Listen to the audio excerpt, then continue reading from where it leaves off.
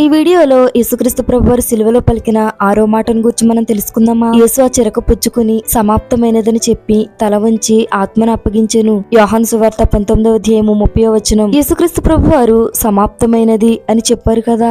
ఏం సమాప్తం చేశారు, అసలు ఏ పని మొదలు పెట్టారు అనే విషయం చాలా మందికి కూడా ఇదొక డౌట్ గానే ఉంటుంది. మొదటిగా యేసుక్రీస్తు ప్రభువారు ధర్మశాస్త్రాన్ని నెరవేర్చడానికి వచ్చారు. మత్తయి సువార్త 5వ అధ్యాయము 17వ వచనంలో రాయబడిన ప్రకారము ఆయన ధర్మశాస్త్రాన్ని నెరవేర్చడానికి వచ్చారు గాని కొట్టివేయడానికి రాలేదు. ఆయన ధర్మశాస్త్రం అంతటినీ కూడా నెరవేర్చడానికి వచ్చారు. ఒక సున్నైనా ఒక పుల్లైన తప్పకుండా ధర్మశాస్త్రం అంతటినీ కూడా ఆయన నెరవేర్చారు. రెండవదిగా ఆయన లేఖనములను నెరవేర్చారు. పాత నిబంధన గ్రంథంలో యేసుక్రీస్తు ప్రభువారు ఎలా పుడతారు, ఎక్కడ పుడతారు, ఆయన ఎలా చనిపోతారు అనే ప్రతి విషయం గురించి పాత నిబంధన గ్రంథంలో ఎక్కడైతే వచనంలో వ్రాయబడి ఉన్నాయో ప్రతి వచనమును ఆయన చనిపోయే లోపు నెరవేర్చారు. మూడవదిగా ఆయన సువార్త ప్రకటించడానికి వచ్చినట్లుగా మార్కు సువార్త 1వ అధ్యాయం 38వ వచనంలో ఉంటుంది.